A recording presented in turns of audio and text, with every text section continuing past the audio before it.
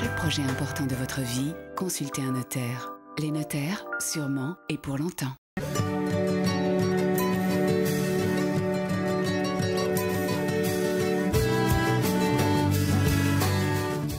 On se retrouve sur les hauteurs de Renac en compagnie de Jean Aubry, un Renacois très connu ici dans cette petite commune près de Redon. Alors Jean, derrière nous, il y a une prairie qui est célèbre, hein? Oui, elle est très célèbre, c'est la prairie de Biorel, autrefois nommée, et qui est achetée par la commune de Renac en 1984. Et la vente des foins s'est faite à partir de 85. Et cette vente se fait aux enchères. Alors c'est vrai, pousse donc de l'herbe hein, qui donne du foin bien évidemment. Et puis, bien sûr. Et puis donc ce foin est vendu aux enchères. Mais qui c'est qui coupe le foin? Ce sont les agriculteurs qui achètent. Et il y a combien d'hectares de... Il y a 76 hectares 40. Et ça se fait à quelle époque?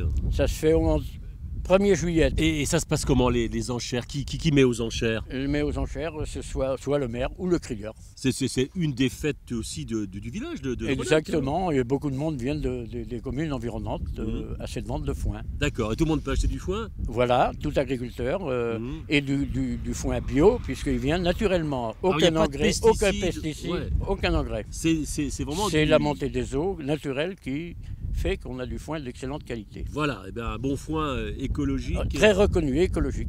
Voilà, merci Jean. Avec Jean, on va rester ici, mais on va quitter ces hauteurs de Renac, direction la chapelle de Gavrin, c'est ça Jean? C'est ça, oui. Allez, bien ça, oui. On y va.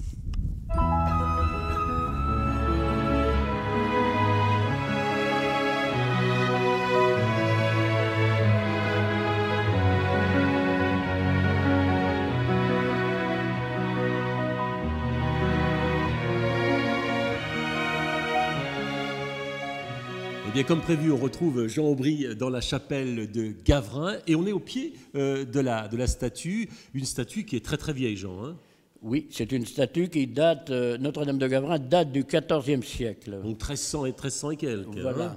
Et cette statue a été volée dans cette chapelle. Ouais, elle a failli disparaître de la France, c'est ça? Oui, elle était prête pour partir, elle a été retrouvée à Paris. Et elle a été donc... suite à cet incident, elle a été restaurée. Elle est revenue donc dans la chapelle, depuis. Là où elle est. Alors cette chapelle, on est à combien de kilomètres du bourg là? 6 km environ. 6 km. 5 km. 6 km du bourg. Et une chapelle qu'on peut visiter, qu'on peut voir. Il y a du monde à s'y rendre? Il se rend quelques personnes, oui.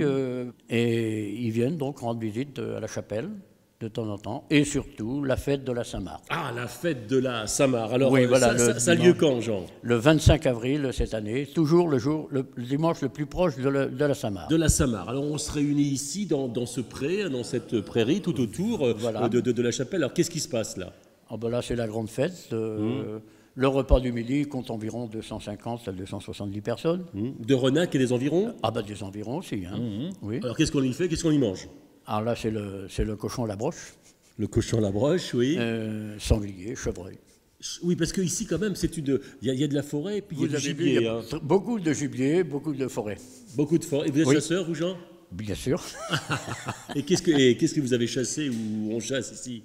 On chasse le chevreuil, le tout un peu. Hein. Le tout, oui. Chevreuil et sanglier. Sanglier. Il y en a, je crois. Hein. Oui. Il y en a. Ok, oui, merci Jean. Il ne dira pas où il chasse, Jean, il garde ça pour lui, il a bien raison. Merci Jean. On va retrouver maintenant Martine Ménil. On va la retrouver demain simplement dans une autre chapelle parce qu'ici c'est le pays des chapelles et des moulins.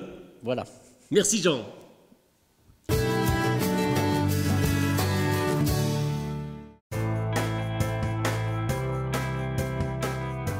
Pour chaque projet important de votre vie, consultez un notaire. Les notaires, sûrement et pour longtemps.